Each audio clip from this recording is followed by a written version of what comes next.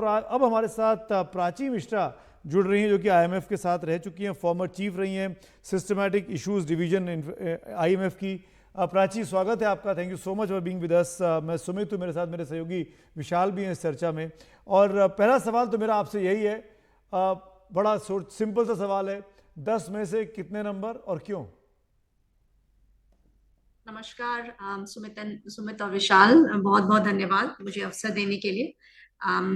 मैं सीधा नंबर पे तो नहीं आऊंगी, लेकिन कुछ बातें पहले कहना चाहूंगी।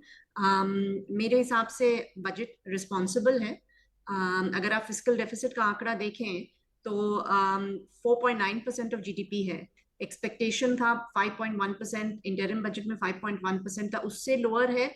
और एक साल के अंदर almost 0.9 percentage point of GDP, बहुत बड़ा रिडक्शन इन डेफिसिट है जो वो एनविसाज किया जा रहा है।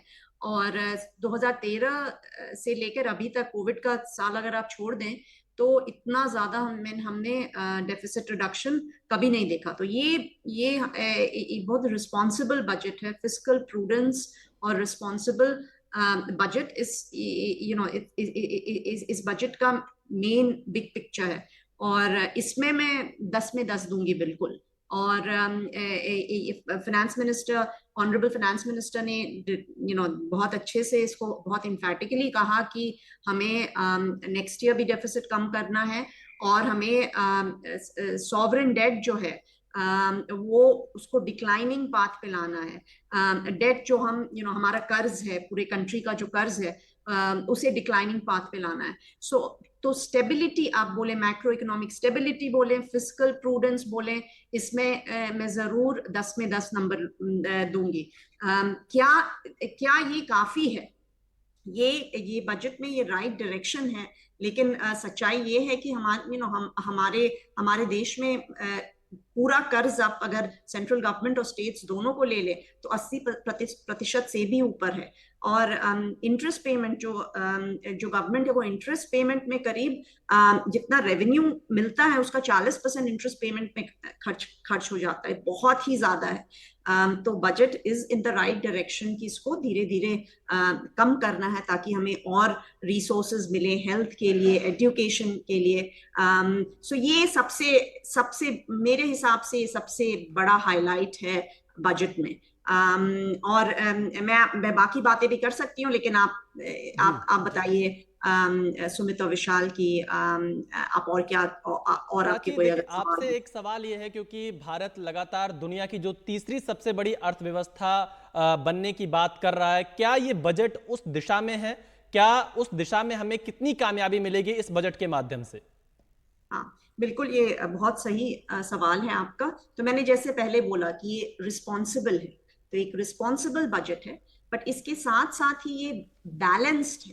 सो बैलेंस्ड हर मायने में ये एक बैलेंस बजट है, क्योंकि इसमें एमएसएमईज, इसमें एग्रीकल्चर, आप जानते हैं कि एग्रीकल्चर, हमारी आधी पॉपुलेशन एग्रीकल्चर में एम्प्लॉयड है। तो एमएसएमई, एग्रीकल्चर, और इतना ही नहीं कि पिछड़े हुए जो प्रदेश हैं, जो पिछड़े स्टेट्स हैं, जैसे बिहार है, लो पर कैपिटा इनकम है, इनको भी कैसे ऊपर बढ़ाना है, इस चीज का ध्यान रखा गया है। तो ये नहीं है कि सिर्फ तीसरी बड़ी इकोनॉमी बनना है या ग्रोथ बढ़ाना है, बट साथ साथ में बैलेंस करके जाना है। ये एक बहुत बड़ा डिस्टिंक्टिव फीचर है इस बजट का, जो मैं हाईलाइट करना चाहूंगी। और तीसरा ये कि रिस्पॉन्सिबल एक, दूसरा बैलेंस्ड, और तीसरा सस्टेनेबल। ग्रीन इकोनॉमी के लिए हमें क्या करना पड़ेगा, हमें टैक्सोनॉमी कैसे चेंज करनी होगी क्लाइमेट फाइनेंस के लिए, कि ज्यादा से ज्यादा हम फंड्स अट्रैक्ट कर सकें टुवर्ड्स क्लाइमेट फाइनेंस, इस पे भी ध्यान दिया गया है। तो ये सिर्फ नहीं है कि सिर्फ ग्रोथ बढ़ाना है, लेकिन रिस्पॉन्सिबल तरह से बढ़ाना है, बैलेंस तरह से बढ़ाना है। और बैलेंस्ड मतलब ये एमएसएमई को लाना, छोटे खुदरा निवेश को अंदर लाना है, विमेन को ज्यादा बड़ा रोल देना है, और सब प्रदेशों को एक साथ बढ़ाना है, जो एक्चुअली हमारे फोरफादर्स का विजन था, कि सब प्रदेशों को भी एक साथ बढ़ाना है और साथ साथ सस्टेनेबल ग्रोथ करना है। सो द फोकस इस चीज पे नहीं है कि बड़ी इकोनॉमी बनना है, बड़ी इकोनॉमी बनना है, लेकिन रिस्पॉन्सिबल, बैलेंस्ड और सस्टेनेबल वे में बनना है। ये मेरे हिसाब से ये बातें जो है वो बजट की वो खास तौर से मैं आपको हाईलाइट करना चाहूंगी। प्राची जी, आप एनडीटीवी इंडिया पे हैं, आपको इस वक्त करोड़ों लोग देख रहे होंगे। मैं चाहता हूं कि इस बात को आप ज़रूर समझाएं।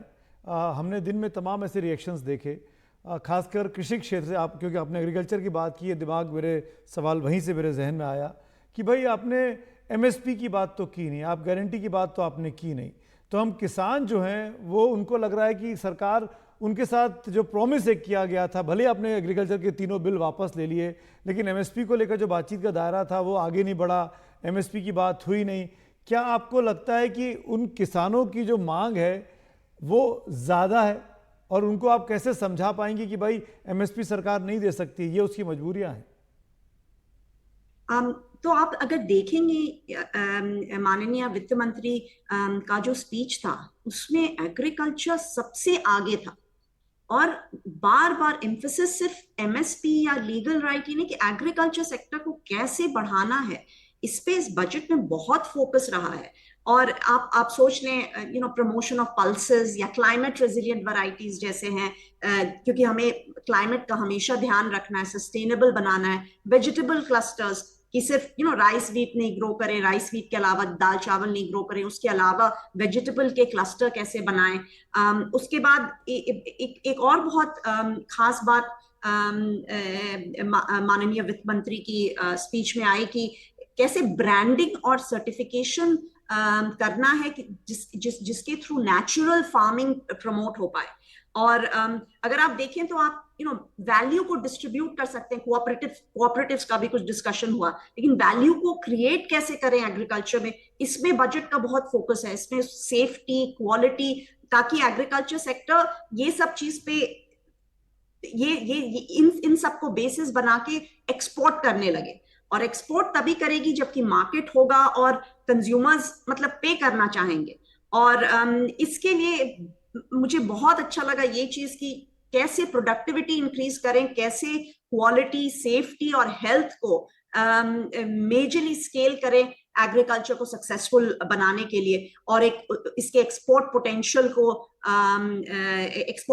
को टैप करने के लिए। तो आप बड़े बिग पिक्चर में और इस सेक्टर पे बहुत फोकस था, और बिल्कुल सही दिशा में फोकस था मेरे हिसाब से। सही जो पॉइंट्स हैं जहां पे एग्रीकल्चर जिससे एक्सपैंड कर सकता है, फार्मर्स को ज्यादा रिम्यूनरेटिव हो सकता है, मतलब इनको ज्यादा अपनी फसल के लिए, अपने मतलब दाल चावल के बियॉन्ड जो कमोडिटीज हैं उनके लिए उनको बेस्ट वैल्यू मिल सकता है। इन सब चीजों पे बहुत ध्यान दिया गया है। जी प्राची, देखिए आपने बताया कि काफी संतुलित बजट है, सब सेक्टर का ध्यान रखा जा रहा है, लेकिन मिडिल क्लास को इस बजट में आप कैसे देखती हैं? उनके खाते में क्या आया है? उनके लिए क्या चीजें खास आप देख पा रही हैं इस पूरे बजट को लेकर?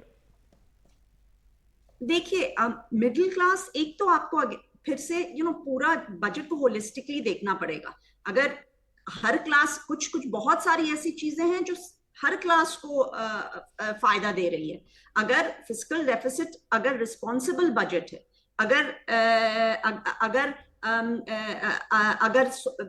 कर्ज का ध्यान रखी, कर्ज बहुत बढ़ गया, उसका ध्यान रखा जा रहा है, तो जो आपको रिसोर्सेज, आप जो इंटरेस्ट पेमेंट में दे रहे हैं, जो रिसोर्सेज रिलीज होगी वो हेल्थ में जाएगी, एजुकेशन में जाएगी, इंफ्रास्ट्रक्चर में जाएगी, तो वो हर कोई, middle class, upper class, lower class, हर कोई उससे बेनिफिट करेंगे। तो ये एक बड़ी बात ये है, ये कि सिर्फ जो स्पेशली इस क्लास या उस क्लास के लिए किया गया वो, उसको आप अगर अलग रख दे तो अगर रिस्पॉन्सिबल बजट है उससे हर कोई को फायदा होगा। और मिडिल क्लास के लिए तो आप टैक्स बेनिफिट्स, सैलरी बेनिफिट्स आपके चैनल पे बहुत कवर हो चुका है, तो उस पर मैं कुछ ज्यादा नहीं बोलूंगी। आई थिंक जो टैक्स ब्रेक्स हैं वो ज्यादातर एक्चुअली मिडिल क्लास को बेनिफिट करेंगे, तो वो टैक्स के भी मामले में बेनिफिट्स है। बट मेरे हिसाब से टैक्स के बियॉन्ड भी, क्योंकि बजट रिस्पॉन्सिबल है, सस्टेनेबल है, हर वर्ग और हर जाति, हर क्लास के लिए फायदा है इसमें। चलिए प्राची, आपने वक्त निकाला हमारे लिए, बहुत बहुत शुक्रिया, थैंक यू सो मच। हमारे पास इतना ही वक्त था आपसे बात करने के लिए। अच्छा लगा आपसे बात करके, बजट की बारीकियों को समझकर।